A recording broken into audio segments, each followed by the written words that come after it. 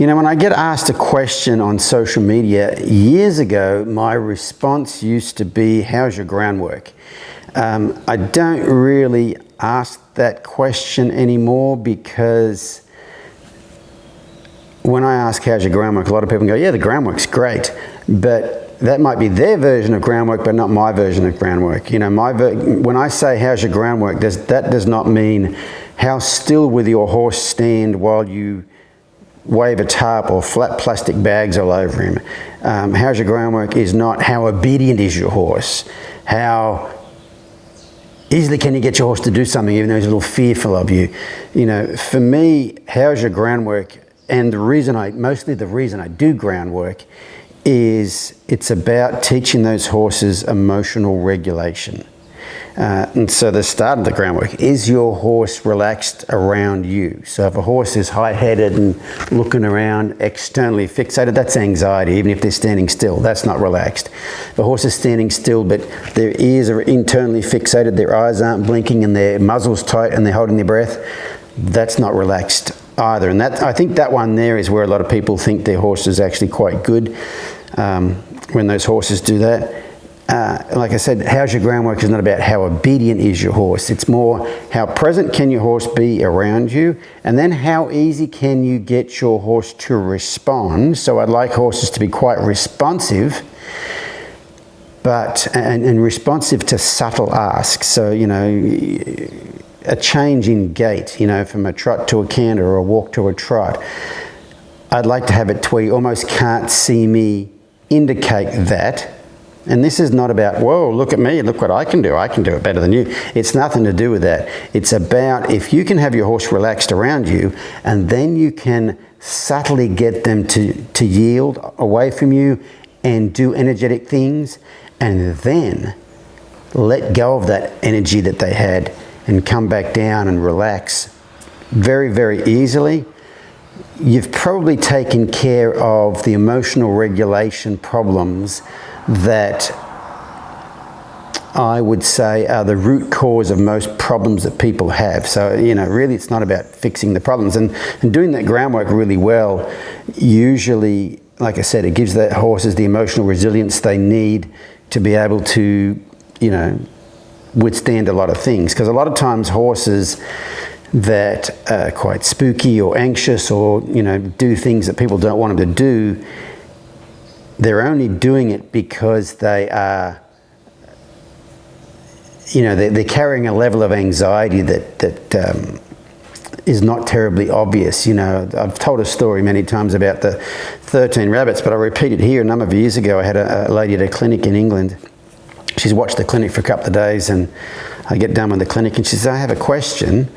She says, you know, what you did with these horses was fine, but what do you do with a crazy horse? And I said, I don't know, what kind of crazy is your horse? And she said, well, my horse is the kind of crazy that if I go out hacking out trail riding, she says, he'll be fine. We'll be riding along and a rabbit will run out of the wet grass and he kind of just sidesteps it a little bit, but doesn't really do anything. And then we go along a bit further and another rabbit runs out of the wet grass and he kind of sidesteps and doesn't really do anything, and go a bit further and another rabbit runs out of the wet grass and he sidesteps and doesn't really do anything. And I've been, you know, after a while I've been riding for 2 hours and my horse has seen 12 rabbits and none of them seem to bother him.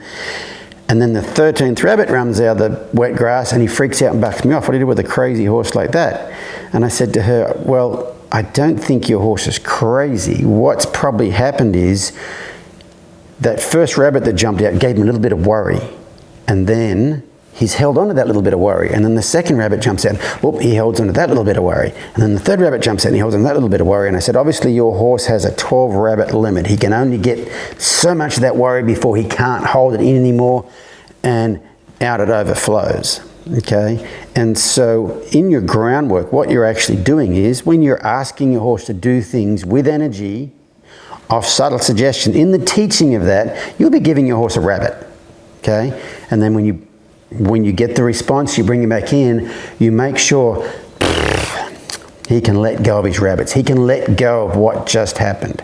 Because a lot of horses in groundwork, you can ask them to go and they go, and that gives them a little bit of concern, and then you ask them to stop and they hold on to that bit of concern that you had before, and then you can ask them to go again and you do it again, and you can actually do the kind of the same thing as the 13 rabbit story just in your groundwork. They can just be holding stuff in. And so what I found is, if, like I said, if you can work on getting your horse to be responsive, energetic and responsive to subtle suggestions, and I don't mean, I mean responsive, not reactive. So if you ask him to go from a walk to a trot, he doesn't bolt off into a gallop. That's not what we're talking about here. An appropriate response to your subtle ask, if you can get him to do that easily, and you can have him come in and let go of what just happened easily, that part there will usually prepare your horse for a lot of scenarios. Because a lot of scenarios where horses get worried about things, it's more emotional build up than it is the actual scary thing. If anybody's ever been out trail riding and your horse, I don't know, 2 kangaroos jump out of the bushes and your horse spooks and then gallops for 3 miles, the first 20 feet is getting away from the kangaroos that spooked him. The rest of it is basically like a human having a panic attack. Once you get that emotional build up, you can't stop the train, and it keeps them going. So when I ask, how's your groundwork? Really what I'm asking is, how is your horse's emotional regulation? How is your horse's trust in you? Because that's another thing you're doing all that groundwork, is having them trust you. They understand that you trust them. That's a big part of it too. They understand that you are in control of your body. You're present, and all those things are what makes a horse feel safe. So just think about that. If think about, groundwork's not about doing the groundwork. There's some physical things that you will teach a horse doing the groundwork, but for the most part, it's not the physical stuff that you're teaching them to do. It's more, if you go about your groundwork the right way, it's more about the emotional regulation, and it's about having access to the ups and the downs. There's a famous Portuguese classical dressage rider who passed away a few years ago named Nuno Oliveira. And my favourite quote of his is, your horse needs to be relaxed yet remain powerful. And most horses you see that are relaxed don't have instant access to power. And if you see horses that have instant access to power, they're not terribly relaxed. And the holy grail is having both of those available at all times. And one of the very early American clinicians was John Lyons. And John Lyons had a great saying. He said, a safe horse is always quiet, but a quiet horse isn't necessarily safe. And what he means is, a safe horse has a quiet aspect to it. They are quiet.